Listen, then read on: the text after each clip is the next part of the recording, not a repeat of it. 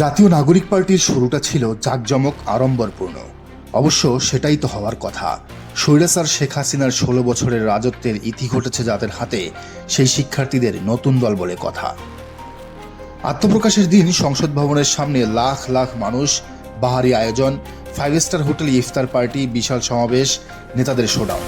মানে একটা বুর্জোয়া রাজনৈতিক দল হিসেবে বেশ ভালোই চলছিল এনসিপির কার্যক্রম। কিন্তু সাধারণ মানুষ কিংবা খোদ দলটির কর্মী সমর্থকরা কি এই শো অফ ভালোভাবে নিয়েছেন? সার্জিসের গাড়িবহর দেখে পঞ্চগড় কিংবা সারা দেশের নেতাকর্মীরা কি বাহবা দিয়েছেন? বলেছেন, সার্জিস তুমি এগিয়ে চলো, আমরা আছি তোমার পিছে? মনে তো হয় না, কারণ এই শোডাউন কিংবা শো অফের রাজনীতির বিরুদ্ধেই তো জুলাই আগস্টের লড়াই। এত এত জীবন সঁপে দেয়া কিংবা বুলেটের সামনে অকাতরে দাঁড়িয়ে যাওয়া তো এজন্যই, যাতে পুরনো সিস্টেম ভেঙে চুরমার করা যায়। তাই আটোয়ারির সার্জিস কিংবা হাতিয়ার হান্নান মাসুদদের বাহাদুরিকে স্রেফ হাসিনার আমলের মাথামোটা ছাত্রলীগ সভাপতি হোসেন সাদ্দাম কিংবা ইনানদের শো অফের রাজনীতির সাথেই তুলনা করেছেন তৃণমূল। অন্তত বেশিরভাগ মানুষই তাই করেছেন। 5 স্টার হোটেল ইন্টারকন্টিনেন্টালের ৩০-৩৫ লাখ টাকার ইফতার বিল যখন মিনিটেই মিটিয়ে দিচ্ছেন নাহিদ হাসনাতরা, তখন হাসপাতালের বিল মেটাতে যে জুলাই যোদ্ধার বাবা তার শেষ সম্বল বিক্রি করেও ছেলেকে বাঁচাতে পারেননি, তিনি কি আর জাতীয় নাগরিক পার্টির নাহিদদের আগের মতো ভালোবাসবেন? মনে তো হয় না। বরং জুলাইয়ে সন্তান হারায় এমন হাজারো বাবার চোখের পানি অভিশাপ হয়েই আসবে এনসিপির জন্য। কেননা তাদের অব্যাহত অবহেলায় ডুকরে কাটছে পরিবারগুলো। নাগরিক পার্টির পতন কি তবে শুরু হলো? এটা পহেলা বৈশাখের চিত্র। ভিডিওটা দেখুন। নাগরিক পার্টির আহ্বায়ক, যাকে কিনা বলা হয় জুলাই গণ অভ্যুত্থানের মহানায়ক, সেই নাহিদ ইসলামের বক্তব্যের সময় পুরো গ্যালারি ফাঁকা। মানে সিরিয়াসলি, সাংবাদিক ছাড়া দর্শক সারিতে মাইক্রোস্কোপ দিয়েও লোক খুঁজে পাওয়া মুশকিল। অথচ এখানে তিল ধারণের জায়গাও থাকার কথা নয়, কারণ তারা একদিকে যেমন সরকার, অন্যদিকে জুলাই আন্দোলনের ফসল।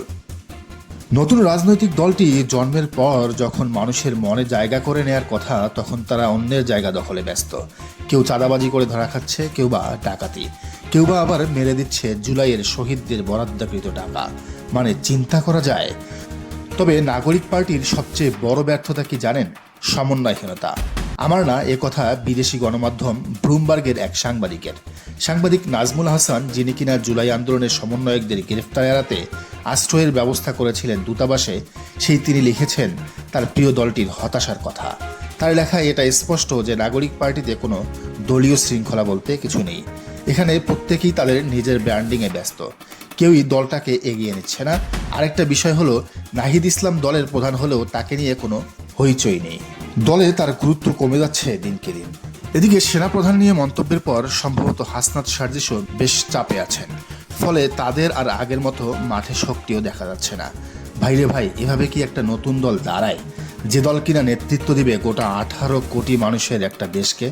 তবে একটা বিষয় লক্ষণীয়, খেয়াল করেন, যে লোকগুলিকে কেবল শিবির করার অপরাধে দলে নেওয়া হয়নি, অপমান অপদস্থ করে বঞ্চিত করা হয়েছে, সেই সাবেক শিবিরের নতুন দল আপ বাংলাদেশ বা ইউনাইটেড পিপলস বাংলাদেশ কিন্তু ঠিকই এগিয়ে যাচ্ছে।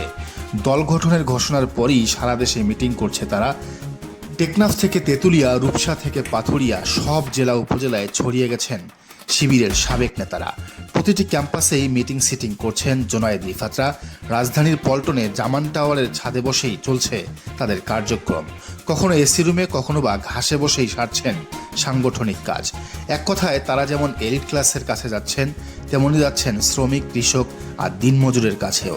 একদিকে যেমন ছাত্রদের দলে টানছেন, অন্যদিকে টানছেন মুরব্বী আর যুবকদেরও। দলটির সূত্র বলছে, ইতিমধ্যে অন্তত 50,000 মানুষ তাদের দলে যোগ দেওয়ার জন্য নানাভাবে রেজিস্ট্রেশন করেছেন। চিন্তা করা যায়, একটা দলের সরকারি সমর্থন নেই কারি টাকার উৎস, কিন্তু তারপরও তাদের দলে যোগ দিতে হুমড়ি খেয়ে পড়ছে মানুষ। বিপরীতে সরকারি সব সুবিধা পেয়েও দল হিসেবেই দাঁড়াতে পারছে না নাগরিক পার্টি। কিন্তু সাবেক শিবিরের নতুন দল কেন দুর্বার গতিতে এগিয়ে যাচ্ছে? এখানে বেশ কয়েকটি কারণ রয়েছে বলে মনে করেন রাজনীতি বিশ্লেষকরা। প্রথমত, দলটির প্রধান আলী আহসান জোনায়েদ ঢাকা বিশ্ববিদ্যালয় শিবিরের সাবেক সভাপতি, এবং তিনি যেন কোনো সভাপতি ছিলেন না, বরং বলা হয়ে থাকে ঢাকা বিশ্ববিদ্যালয় শিবিরের সবচেয়ে সফল 5 জন সভাপতির একজন জোনায়েদ। ফলে তার রয়েছে বিশাল অভিজ্ঞতার ভাণ্ডার। তবে তার সবচেয়ে বড় গুণ হলো কর্মীদের মতামতের মূল্যায়ন। আর এই সূত্রটির কারণেই তিনি হয়ে উঠেছেন একজন দক্ষ সংগঠক, জনপ্রিয় নেতা। দ্বিতীয়ত, এই দলের নীতি নির্ধারণী পর্যায়ে রয়েছেন অধ্যাপক মির্জা গালিবের মতো তুখোর মেধাবী মানুষরা, যারা কিনা আন্তর্জাতিক মানের স্কলার। তৃতীয়ত, এই দলের শীর্ষ সংগঠকরা ছাত্র শিবিরের বিভিন্ন পর্যায়ে দায়িত্বশীল ছিলেন, ফলে তাদের ম্যানেজমেন্ট পাওয়ার বেশ স্ট্রং। সাথে আছে সততা, নিষ্ঠা ও ইসলামী মূল্যবোধ। ফলে খুব দ্রুতই নতুন দল আপ বাংলাদেশ হয়ে উঠছে জনপ্রিয় সংগঠন। এদিকে জুলাই আন্দোলনের শহীদ পরিবারগুলোর কাছেও যাচ্ছেন দলটির নেতারা। তাদের স্থায়ী কর্মসংস্থান ও আর্থিক অভাব দূর করতে কাজ করে যাচ্ছেন নিরলসভাবে। ফলে তাদেরও ব্যাপক সমর্থন পাচ্ছে নতুন দলটি। তবে এই দলের সবচেয়ে বড় সংকট হলো ফান্ডিং। কারণ তারা প্রচলিত ধারায় রাজনীতি করবে না বলে কোনো অসৎ ব্যবসায়ী কিংবা বিজনেস গ্রুপের কাছে আর্থিক সহায়তা নিচ্ছে না। যদিও এক্ষেত্রে তাদের নিজেদের আয় ও বিশ্বের বিভিন্ন দেশে থাকা প্রবাসী সাবেক শিবিররা এগিয়ে আসছেন। সব মিলে আগামীর রাজনীতিতে নতুন একটি অধ্যায়ের সূচনা হতে যাচ্ছে বলেই মনে করেন বিশ্লেষকরা। দর্শক, সাবেক শিবিরের নতুন দল কি রাজনীতিতে ভালো করবে? জানান মন্তব্যের ঘরে। আর এই চ্যানেলে নতুন হলে ও রাজনীতির নিত্য নতুন তথ্য ও বিশ্লেষণ পেতে চ্যানেলটি সাবস্ক্রাইব করে বেল আইকনটি বাজিয়ে দিন।